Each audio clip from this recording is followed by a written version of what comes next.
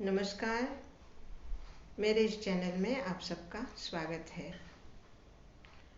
श्री गणेश महिमा। ओम गं गणपतये नमः। ओंकारं बिंदु संयुक्तं नित्यं ध्यायन्ति योगिनः।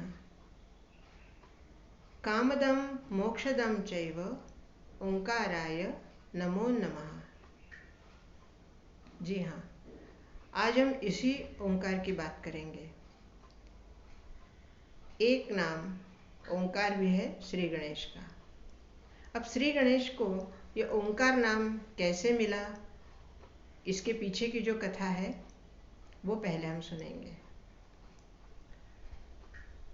कैलाश पर्वत श्रृंखला में एक चोटी पर भगवान शिव का ध्यान स्थान है, जिसे ध्यान स्थली कहते हैं, और एक चोटी पर उनका निवास स्थान है, जिसे शिवालय कहते हैं। शिवालय से ध्यान स्थली कुछ अंतर पर है।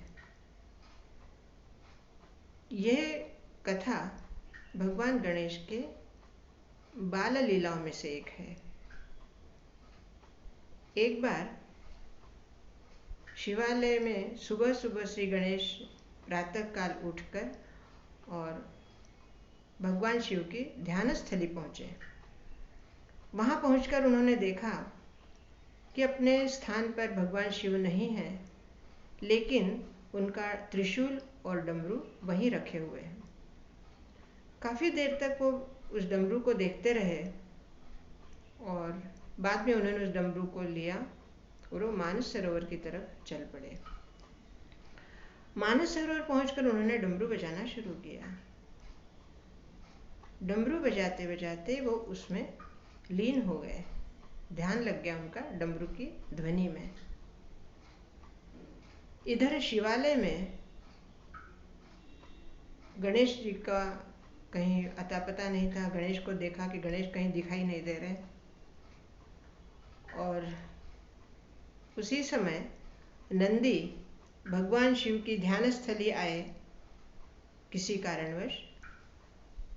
तो वहाँ उन्होंने देखा कि शिव जी के त्रिशूल के ऊपर डमरू नहीं है। वो घबरा गए।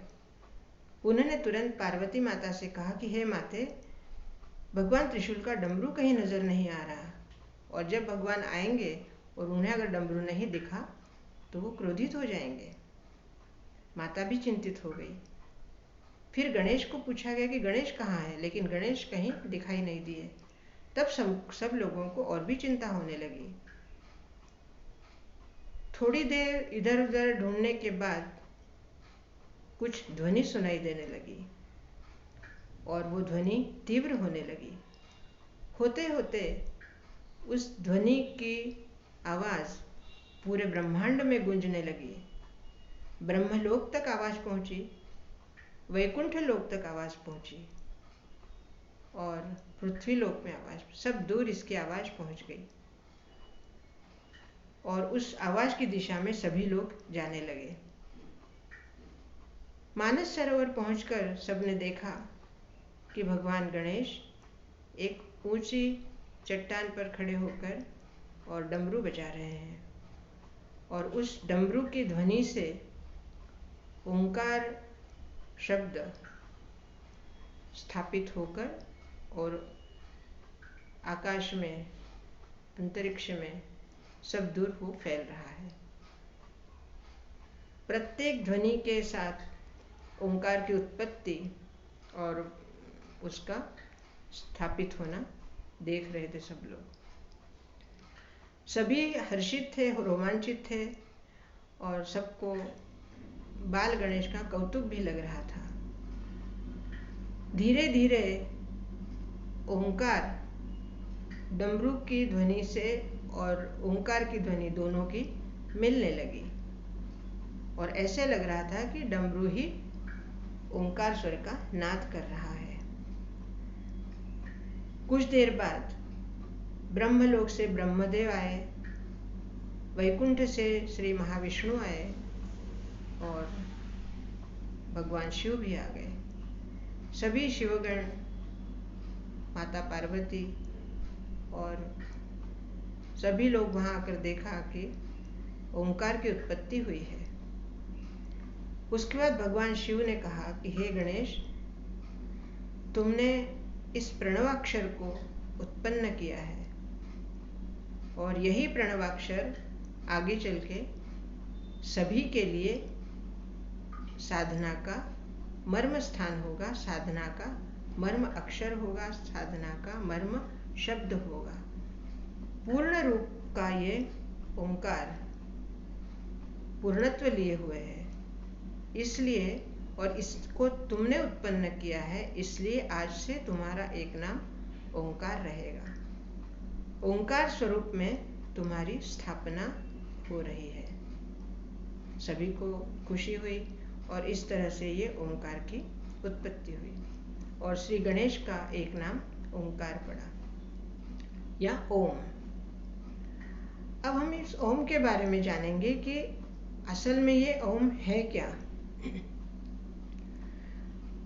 अधिकतर सुनने में आता है लोग ओम कहते हैं, लेकिन इसका उच्चारण ओम नहीं है, इसका उच्चारण ओम अर्थात अ, उ और म, इन तीनों का एक संयुक्त, 3 अक्षरों का संयुक्त शब्द जिसे कहते हैं ओम।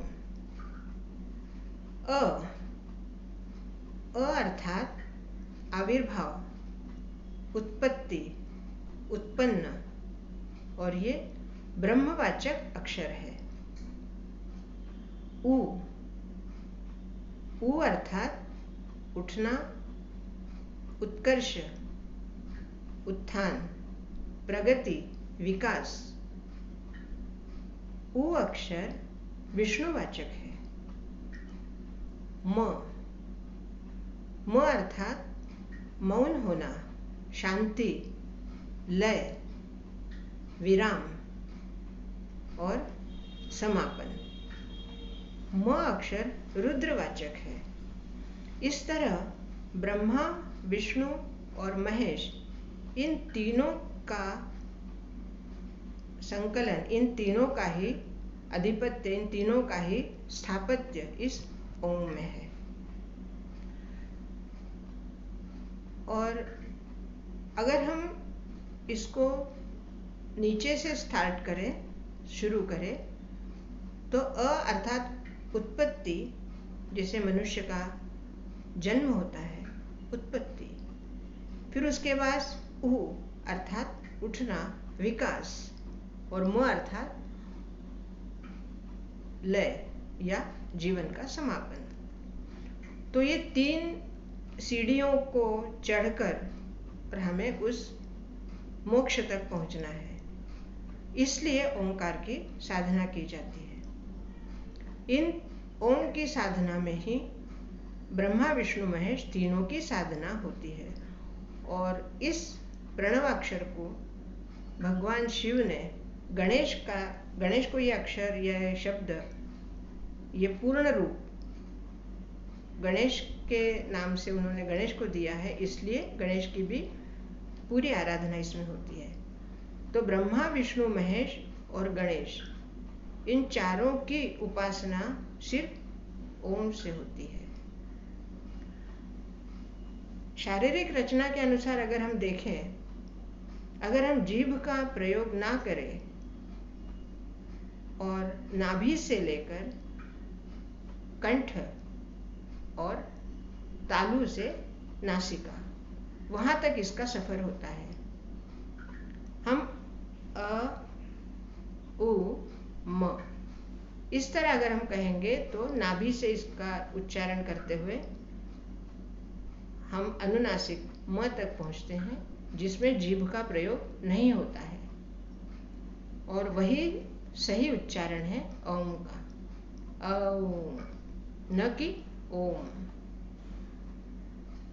इस तरह से जब हम इस ओम का ध्यान करते हैं तो नाभि से लेकर हमारे सहस्त्रार तक पूरी तरह हमारा अंतर शुद्धिकरण होता है।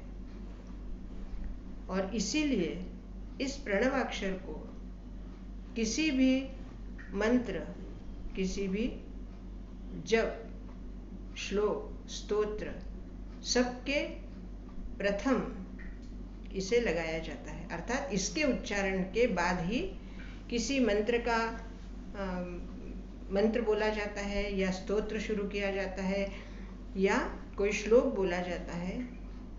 बगैर प्रणवाक्षर के कोई भी किसी की भी शुरुआत नहीं होती, क्योंकि वही ओम श्री गणेश का प्रतीक है।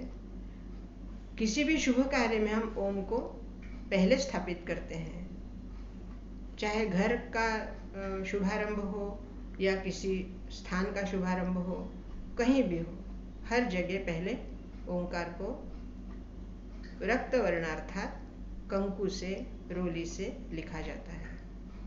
तो लाल रंग और ओम, ये दोनों ही श्री गणेश के प्रतीक हैं। दोस्तों, आज गणेश महिमा की, गणेश को ओंकार या ओम नाम मिलने की कथा हमने सुनी। इसके बारे में अगर आपके मन में कोई शंका, कोई प्रश्न या कोई जिज्ञासा हो तो आप अवश्य पूछ सकते हैं।